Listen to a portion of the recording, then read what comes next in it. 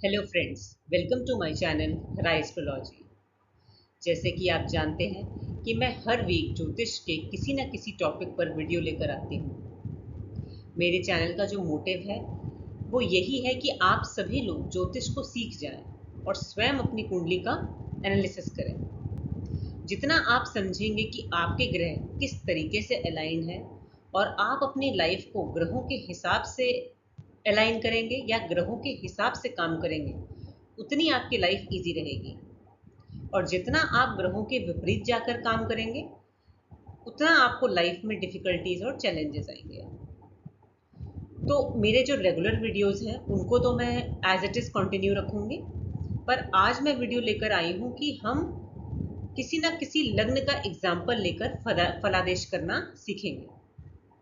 अभी मैंने वृश्चिक लग्न इसलिए लिया है क्योंकि मैं स्वयं भी वृश्चिक लग्न की हूँ। तो जैसा कि आप स्क्रीन पर देख सकते हैं, ये है वृश्चिक लग्न के लिए गोचर में ग्रहों की स्थिति। तो मैंने जो गोचर में ग्रहों की स्थिति निकालने के लिए एक ऐप यूज़ किया है, हिंदू कैलेंडर। तो आप लोग भी उसका यूज़ करके कभी भी प्लैनेट्स के ट्रांजिट को निकाल सकते हैं। तो क्योंकि ये जुलाई माह का फलादेश हम की बात कर रहे हैं, तो जितने भी प्लैनेट्स हैं जो लंबे समय तक किसी भी राशि में बैठते हैं, जैसे कि शनि ग्रह, अगर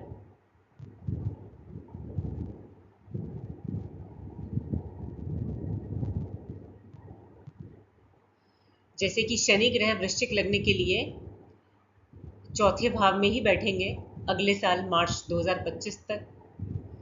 राहु ग्रह और केतु ग्रह भी अगले साल 2025 तक मार्च तक यही रहेंगे, इनकी स्थिति यही रहेगी। और मैंने जून माह का राशिफल भी बनाया था वृश्चिक लग्न के लिए, तब मैंने गुरु ग्रह के प्रभाव को डिटेल में बताया था, क्योंकि गुरु का भी जो गोचर है वो 2 मई इसी साल 2024 को चेंज होकर वृषभ राशि में आया और अगले साल अप्रैल 2025 तक रहेगा।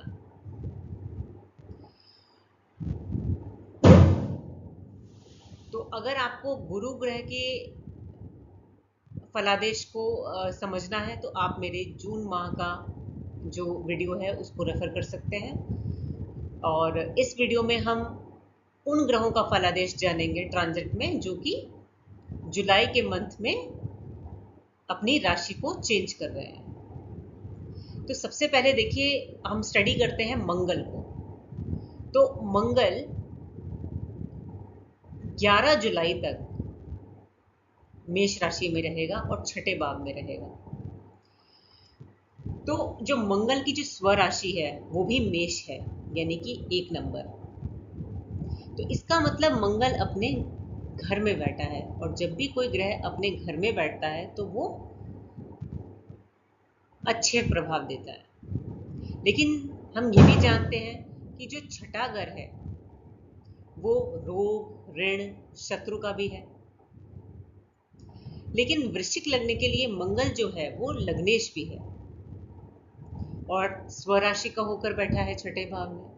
इसलिए ऐसे जातक अगर कोई भी इस समय 11 जुलाई तक कोई इंटरव्यू देते हैं, कंपटीशन देते हैं, तो उनके पास होने के काफ़ी चांसेस हैं। ऐसे ही अगर किसी का कोई हेल्थ इशू चल रहा था बहुत लंबे समय से, तो उनको उसमें आराम मिलेगा। अगर कोई लोन चल रहा था तो हो सकता है वो क्लोजर की तरफ आए, या अगर आप लोन लेना चाहते हैं तो वो भी आपका पास हो जाएगा। अब यहाँ पर जो क्योंकि छठा भाव हमारी सर्विसेज का भी है, जॉब का भी है, तो जो आपके शत्रु कह लीजिए या कॉम्पिटिटर्स कह लीजिए, वो एक्टिवेट तो बहुत रहेंगे बट आपका कुछ बिगाड़ नहीं पाएंगे, क्योंकि मंगल आपको वो साहस और पराक्रम दे रहा है कि आप अपनी बुद्धि से, अपने साहस से शत्रुओं का मुकाबला कर सकें। और मंगल आपके लग्न के भी स्वामी है, और लग्न भाव होता है हमारे बॉडी का, देह का, पर्सनैलिटी का। तो इस दौरान आप ये भी देखेंगे कि ऐसे जातकों के अंदर उनकी पर्सनालिटी बेटर हो रही है, उनके कॉन्फिडेंस लेवल इंक्रीज हो रहा है। तो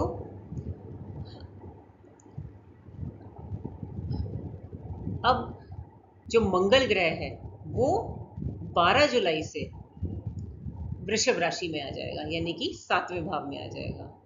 तो 12 जुलाई के बाद मंगल ग्रह जो है वो 45 डेज तक एक ही राशि में रहता है। तो ये 12 जुलाई से लेकर अगस्त एंड तक इसी भाव में रहने वाला है।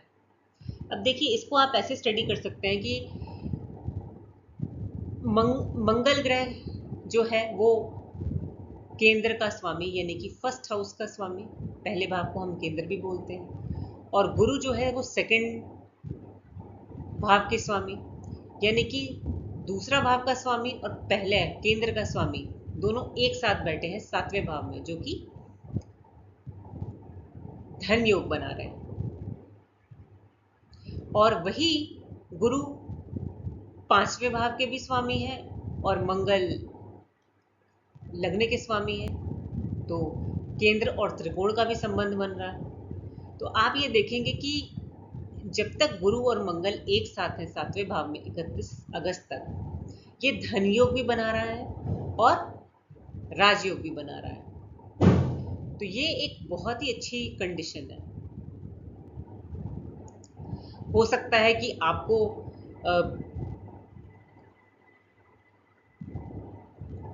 पार्टनरशिप यानी कि मैरिज पार्टनरशिप या बिजनेस पार्टनरशिप से कोई धन लाभ हो, और 7वां भाव जो है मैरिज का भी होता है। तो हो सकता है इस दौरान इन जातकों की कोई मैरिज फिक्स हो जाए। 5th हाउस हमारा लव अफेयर और रोमांस का होता है, तो हो सकता है लव मैरिज हो, और अगर अरेंज मैरिज भी हो तो वो पसंद से हो।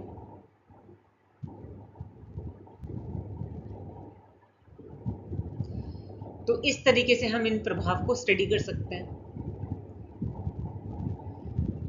तो ये जो 31 अगस्त तक की जो स्थिति है, जब गुरु और मंगल एक साथ हैं, ये आपको बहुत ज़्यादा बेनिफिट देंगे, क्योंकि राजयोग भी बन रहा है और धन योग भी बन रहा है। तो कुछ जातक जो बिजनेस करते हैं और स्पेशली रिटेल का बिजनेस करते हैं, उन्हें काफ़ी अपने बिजनेस में प्रोग्रेस दिखेगी और धन लाभ होगा।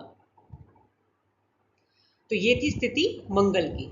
तो हमने ये अभी तक डिस्कस किया कि मंगल जब तक 11 जुलाई तक छठे भाव में थे उसके प्रभाव, और जब मंगल 12 जुलाई से 7वें भाव में आए उसके प्रभाव। अब आप देखेंगे कि शुक्र जो है वो 7 जुलाई से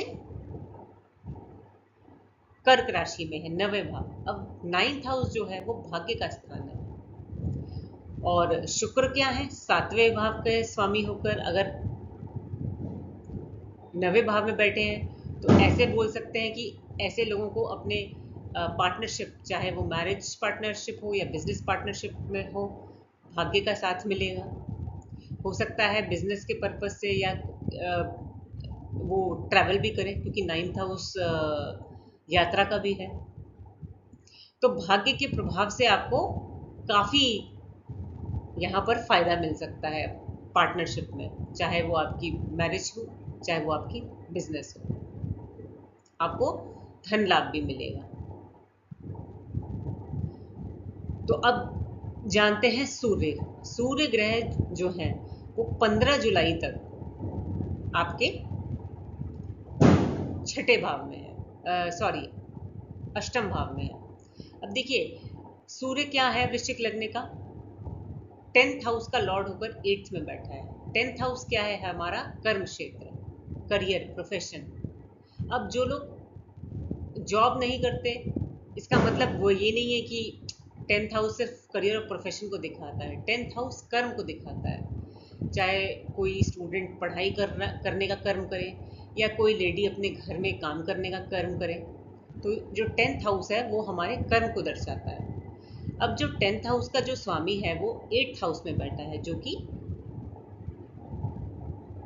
अष्टम भाव को हम जानते हैं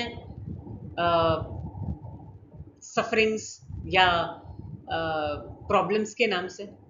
तो ऐसे लोगों को इस दौरान 15 जुलाई तक आप देखेंगे कि आपको वर्क प्लेस पे या जो भी आप कोई कर्म करते हैं उसमें आपको कोई ना कोई प्रॉब्लम का आएगी। तो आपको थोड़ा इस दौरान सतर्क रहना चाहिए।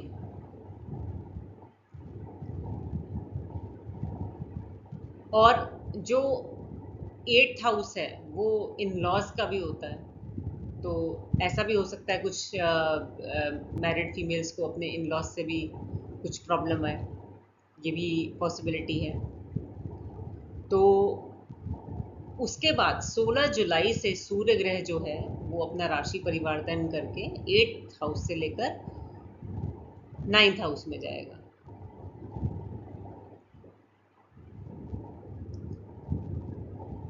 तो यहाँ पर आप देखेंगे जब सूर्य ग्रह 9वें भाव में आएगा तो आपको कर्म क्षेत्र में भाग्य का सहारा मिलेगा,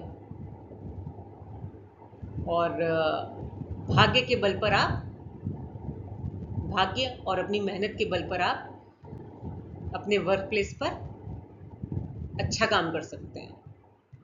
लेकिन यहाँ पर अभी तक प्रॉब्लम पूरी तरीके से सॉल्व नहीं हुई है, क्योंकि अगर आप देखेंगे कि जो बुध ग्रह हैं वो 19 जुलाई तक 18 जुलाई तक आपके 9वें भाव में, और बुध ग्रह क्या होता है, कम्युनिकेशन का होता है। तो आप देखेंगे कि बुध ग्रह यहाँ से दृष्टि भी 3rd हाउस पर डालेगा जो कि क्रिएटिविटी का हाउस होता है। तो अगर कोई व्यक्ति क्रिएटिव काम करता है तो उसे भाग्य का सहारा से अच्छी प्रोग्रेस मिल सकती है।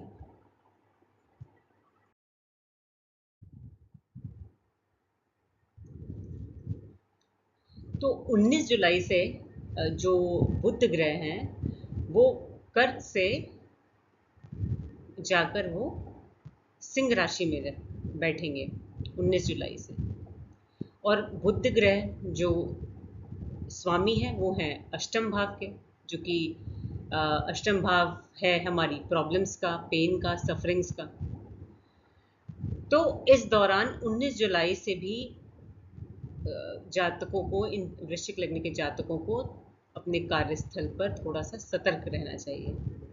उन्हें अपने काम को डिलिजेंटली अच्छे से करना चाहिए, क्योंकि यहाँ पर थोड़ा सा उन्हें वर्क प्लेस पे प्रॉब्लम हो सकती है। लेकिन जो अष्टम भाव है वो डीप रिसर्च का भी है या किसी डिजिटल फील्ड का भी है, यानी कि इंटरनेट का या किसी मैन्युफैक्चरिंग इंडस्ट्री का। तो जो लोग इस प्रोफेशन से जुड़े हुए हैं उनको कोई दिक्कत नहीं आएगी। या 8th हाउस को हम एस्ट्रोलॉजी से भी रिप्रेजेंट करते हैं। तो जो लोग इस फील्ड में से एसोसिएटेड हैं उनको कोई दिक्कत नहीं आएगी। तो बेसिकली आपको अपने कार्य क्षेत्र में थोड़ा सा संभल कर रहना है। हालांकि आपको अपने वर्क प्लेस पर भाग्य का सहारा मिल रहा है और आपको ट्रैवल भी हो सकता है अपने करियर से रिलेटेड, बट आपको थोड़ा सा संभल कर रहने की ज़रूरत है इस दौरान। तो इस तरीके से हमें अपने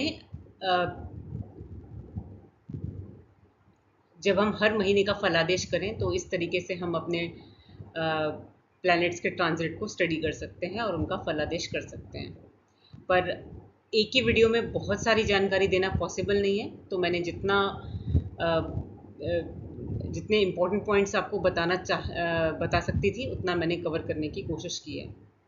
तो हम अगली बार किसी नए एग्जाम्पल के साथ लेकर बात करेंगे। तो आज के लिए इतना ही, और अगर आपको मेरा वीडियो अच्छा लगा हो तो आप इसे लाइक करें, शेयर करें और सब्सक्राइब भी करें, ताकि जब भी मैं कोई नया वीडियो डालूँ आपके पास ऑटोमेटिक अपडेट आ जाए। आज के लिए इतना ही। Thank you.